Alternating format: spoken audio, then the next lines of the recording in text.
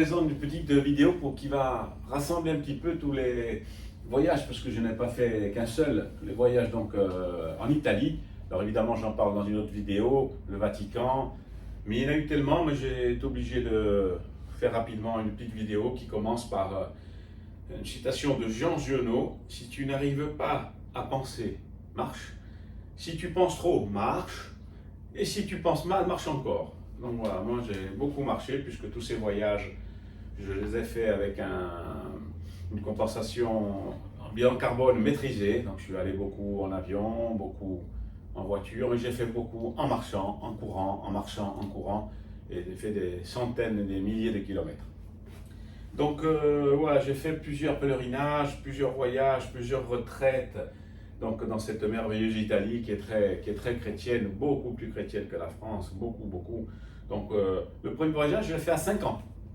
Le premier, j'allais dire, première église, je m'en rappelle, avec ma mère, mon grand-père. Donc c'était l'église Saint-François de Pisto, il y a 5 ans. Donc il y a 55 ans, plus même. Donc après, il y a eu plein de lieux, mais je vous les cite comme ça, évidemment, Padoue. Donc Saint-Antoine, un des saints préférés avec Saint-François. Et notamment, bon, il y a l'église de Padoue, l'église, le sanctuaire où il y a des bouts du sein de Saint-Antoine, mais il y a aussi, si vous y allez, le manoir de Léopold de Mandic, un saint contemporain, ou alors là qui est très peu visité, et là on sent la présence du saint, c'était pas mal. Donc évidemment, Assise, Saint-François d'Assise avec le tombeau qu'on a visité. Donc d'ailleurs, je vais essayer de faire dans la petite chapelle de Saint-Antoine, la chapelle à Sainte-Famille qu'on a fait, on a essayé de faire quelque chose qui ressemblait un petit peu à ça.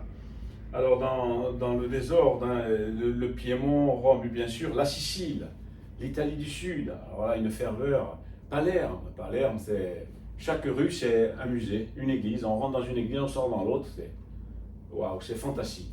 Donc tout le monde l'a fait, y est allé. Bon, mais moi, à chaque fois, j'essaie d'y aller, de me recueillir, de ne pas faire un voyage, déjà que je fais un voyage à fond comme ça, sur toute la planète. J'essayais de faire ça. Alors évidemment, en Sardaigne, hein, avec le moine, mon ami, le prêtre moine Amadeo, le père Amadeo, on est parti ensemble en Sardaigne pour faire